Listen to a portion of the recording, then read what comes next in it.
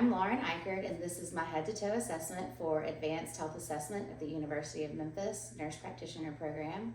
This is my patient Emma, and today is October the 26th, 2025. I'm going to start by scanning the room. There's nothing on the floors, ceiling, and then we've got my supplies. And I have this clock so I know what time it is. Okay. So we'll be assessing the skin throughout. And for patient privacy, we assess the skin in the anterior and posterior chest and the abdomen before we got started. But in general, her skin we're looking for color, which is normal for ethnicity, temperature, she's warm, texture is smooth. We're looking at moisture, and she's dry. We're gonna be checking for edema. We're gonna look at skin turgor and elasticity. We're gonna be checking for any lesions, nevi, bruising, scars, discoloration, and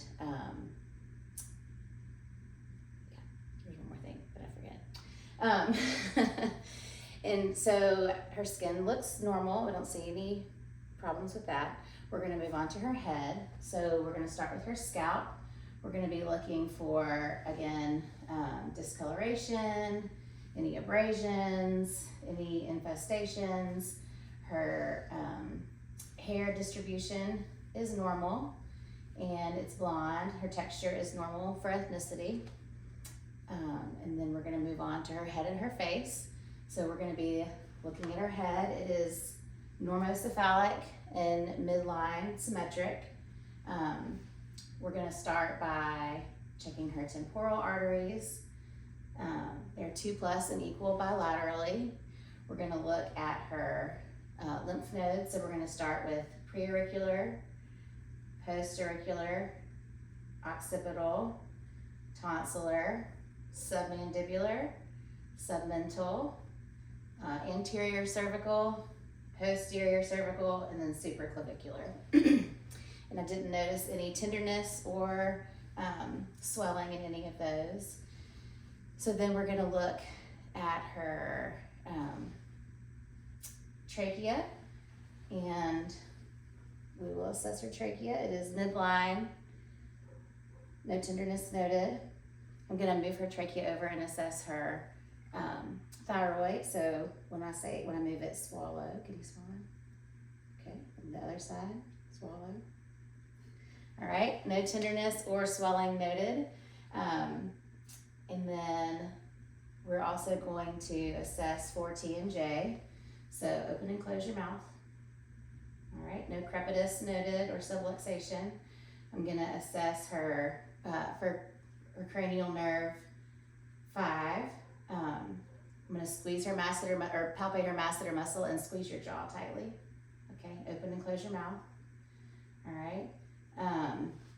Open your mouth and stick out your tongue. Move it up and down, side to side. All right. And her motor function is appropriate in her face. Next, we're going to move on to her ears. We're going to inspect the ears. They're aligned appropriately, symmetrical. I'm going to palpate the tragus and the pinna. No tenderness or deformities noted there. I'm going to do an otoscopic exam.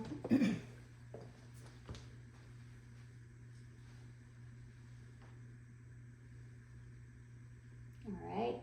So her auditory canal is clear on that side, and the tympanic membrane was pearly gray. Same for this side, so both auditory canals were clear. Tympanic membranes were visible and pearly gray on both sides. And then we're going to test her hearing and her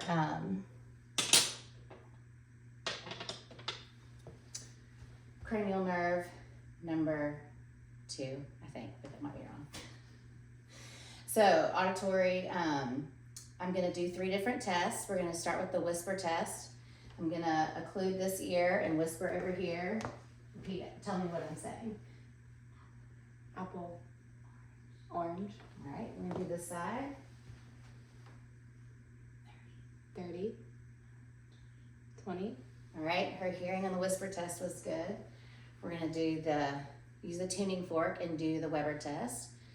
So for that, tell me if you hear it equally on both sides. Yes, I do. All right, and then we'll do the Renee test. For that, we would put it on her mastoid bone. Can you hear it? Yes. Normally we would let her listen to that until the sound goes away, and then we would hold it here and see if she can still hear it. But for the sake of time, we're not gonna do all that, but I would check both sides, and then I would let her hear it. And if she could still hear it after she could stop hearing it back here, then that would be a positive test for that. We're gonna move on to her eyes. First, we're gonna assess them. They're symmetric and in line with each other. Her hair distribution is even and symmetrical. There's no missing eyelashes or eyebrows. The color is blue. I would check her sclera, which is white, and her conjunctiva is pink. And then I would do her vision screening. So using the Snellen chart, close your left eye and read as far down as you can read. LYFPH. All right, and then close your other eye and do it again.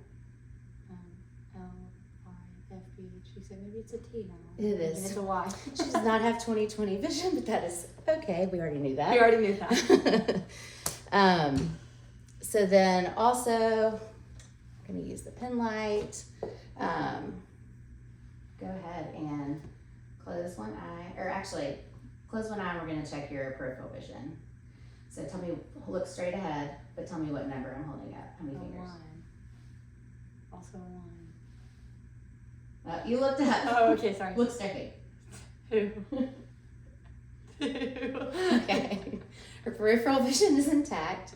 I'm going to check for accommodation. So, all right.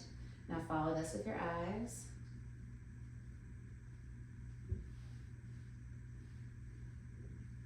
All right. Her oculomotor function is intact. I'm going to look at her pupils again for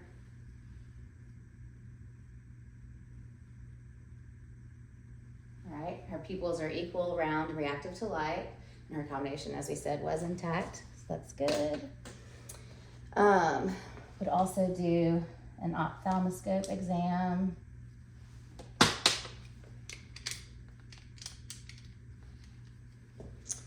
Now I would be looking for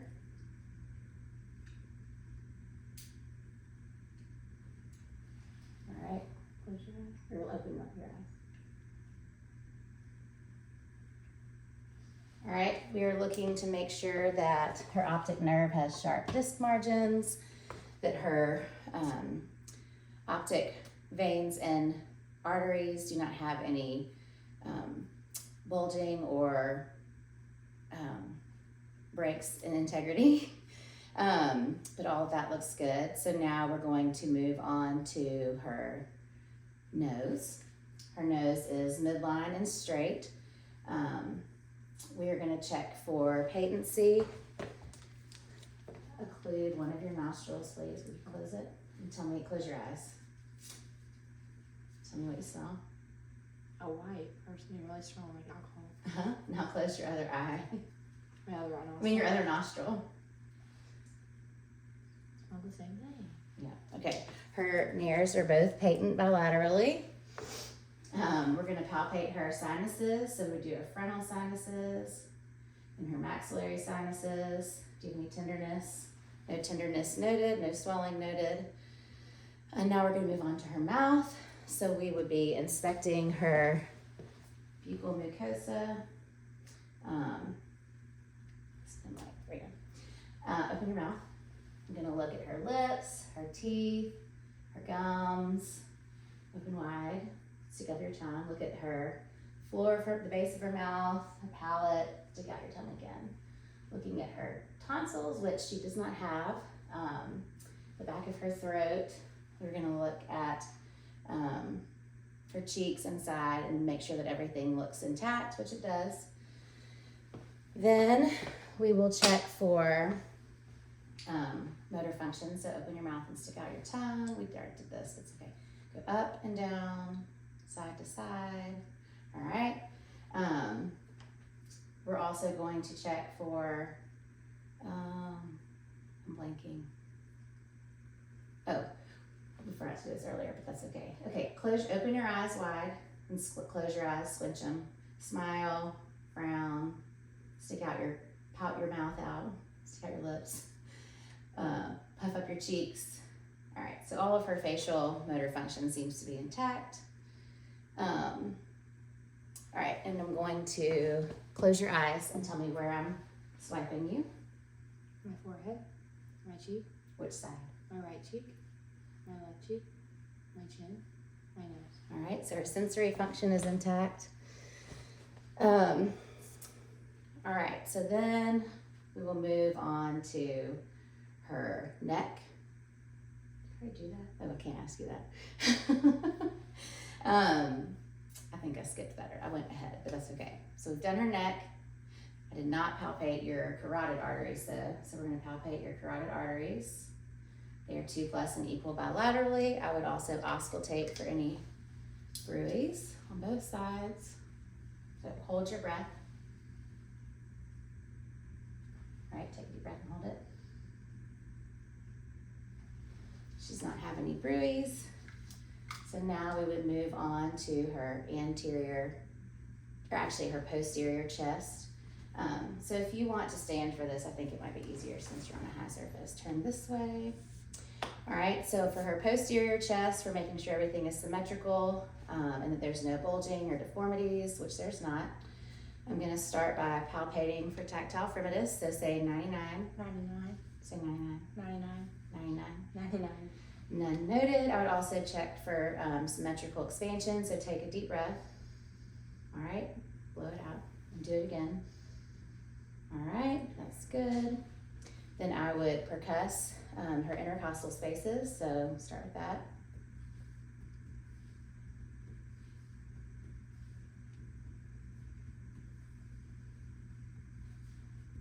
And make sure to get her right lower lobe. Then I would auscultate all the areas of her lungs. So just take a deep breath in and out as you feel me move.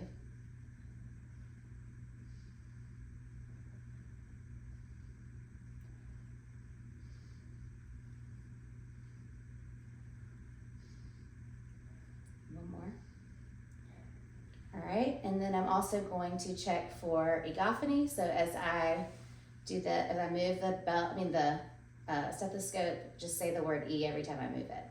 E, E, E, E, E, E, E, E. All right, E.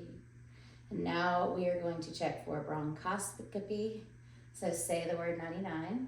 99, 99, 99, 99, 99, 99, 99, 99. All right, and then the last one we're going to check for is whisper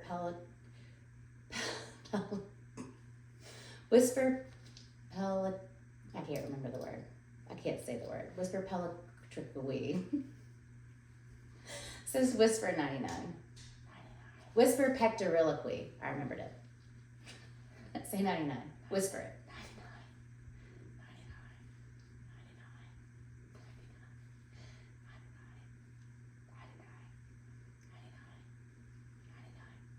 99. All right. So all of that was good. And then we would make sure that we did some deep palpation, make sure nothing was sticking out or any tenderness noted. I think that is all good. All right, now we will move on to her anterior chest. So first, again, we would inspect that it's symmetrical bilaterally. Take a deep breath. All right, take a deep breath. And chest expansion is normal. We would palpate again for any fremitus. All right, and then I would also listen to her heart sounds on the front. Start with the bell. Do her aortic, which is second intercostal space, mid-clavicular line, and then pulmonic, which is, actually, I'm blanking on this. I'm not going to say what they are, but I do know. Aortic, pulmonic, Erb's point, mitral, or tricuspid, and then mitral.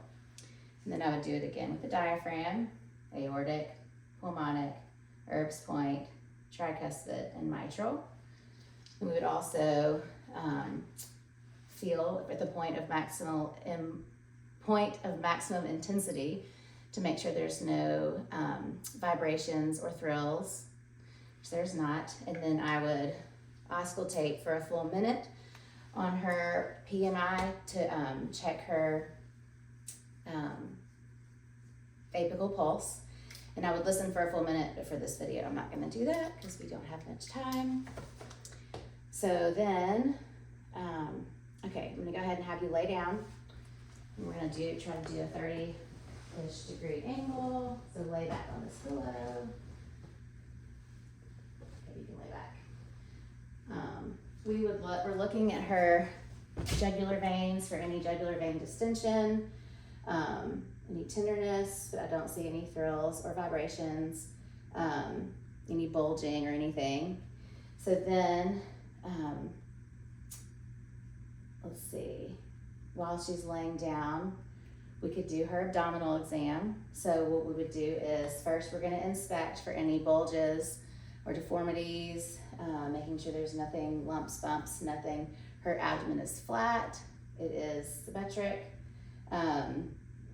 We would also be looking at her skin, but obviously we've already done that. So then I would first auscultate. And I would auscultate starting with her arteries in her abdomen. So I would listen to her aorta, actually with the bell of the diaphragm. I would do her aorta, I would do her renal arteries on both sides, her iliac arteries on both sides, and then her femoral arteries on both sides. Then I would turn it over to the diaphragm and I would listen to her bowel sounds. Typically I would listen for 2 minutes in each quadrant at least, up to 5 minutes if they were hypoactive, but for the sake of the video, I'm only gonna do a quick run through. So I would start in her right lower quadrant and I would listen for bowel sounds, move up to the right upper quadrant, left upper quadrant, left lower quadrant. Her bowel sounds are normally active. Then I would do percussing. So I would, again, in the same motion, starting in the right lower, I would percuss.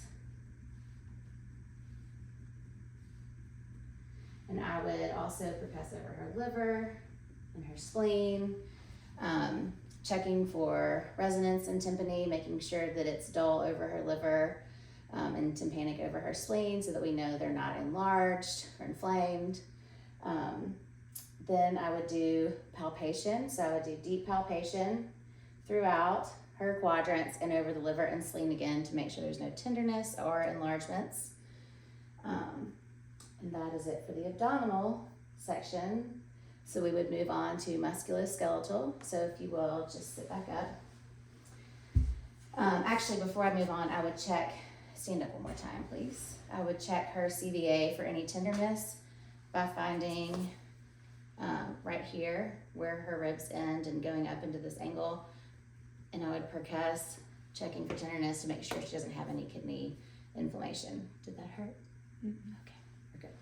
All right, now you can keep standing since we're doing musculoskeletal. So we're gonna start by inspecting her joints and tendons, making sure that there's no redness, inflammation, any deformities, making sure that everything, the texture is fine. We would check on both sides, her fingers, her knuckles, wrists, elbows, shoulders. We will also check the range of motion. So we can start with your fingers. If you want, you can do flexion and an extension, hyperextension. I can't remember the word, but move them out. Like this to the side and then in. And then you're gonna do thumb opposition like this. Make sure you can move all of them. Okay. Then we're gonna do your wrists. So this is extension, flexion, hyperextension, ulnar deviation, radial deviation, and rotation. Then we'll do your elbows. So we're gonna check for, you can do extension, flexion. Hopefully you don't hyperextend. There's no hyperextension noted. Then we'll move on to her shoulders. We'll do the same thing. We'll do extension, hyperextension, flexion, do circumduction. I'm gonna do, I'm blanking on all of these, but it's okay. Do this, do this. Then we're going to, her shoulder movement was fine. We're gonna test strength, so grip strength, squeeze my fingers as hard as you can, all right?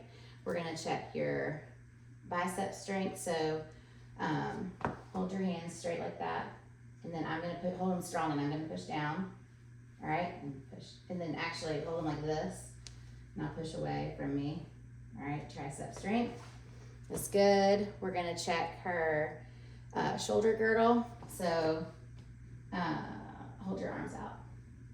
I'm gonna try to push down. All right, that's good. Let's see, what else? We're also going to check your cranial nerve. I don't remember the number, but put straight up against my hands. All right, that's good. So that's upper body. We're also, while we're here, we can go ahead and do your cerebellar function. So let's see. Start by, I think I did this way earlier, but that's okay. Okay, touch your finger. Wait, actually, start with this. Do your, go down and then up, the flip-flop. Now you're gonna touch your nose with your right hand and then touch my finger, touch my finger, touch my finger. All right, do it with your other hand too. Touch my finger. Good job. All right, and then, I can't remember the other one, that's okay. All right, so sit back down and I'll check your lower extremities. I forgot to do your cap refill. Hold your hands out. We're gonna do capillary refill. Make sure they're less than 3 seconds. And then, since I just did that, I'll go ahead and do cap refill in her toes, which is less than 3 seconds. Okay, now you can do your range of motion in your toes. I would also inspect the joints and make sure that there's no crepitus or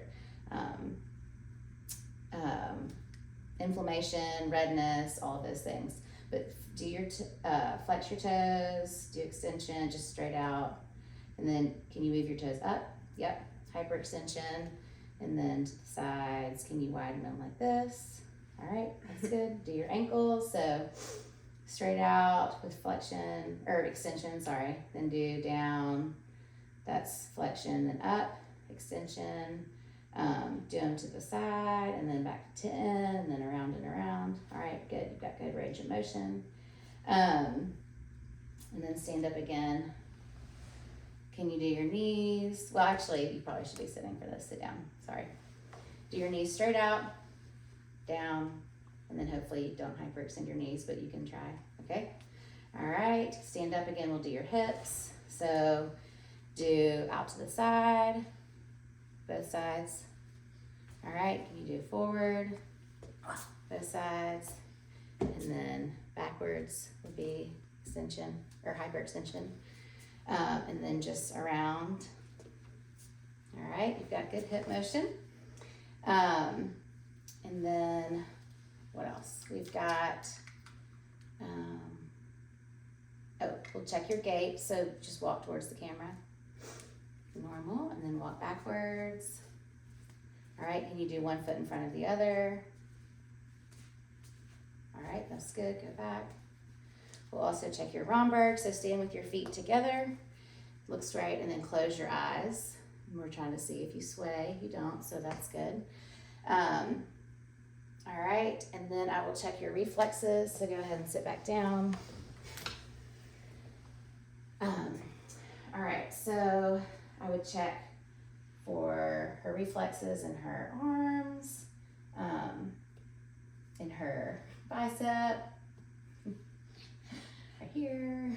I would also do her knees. So sit. Can you sit with your just like your bottom up, but your legs straight?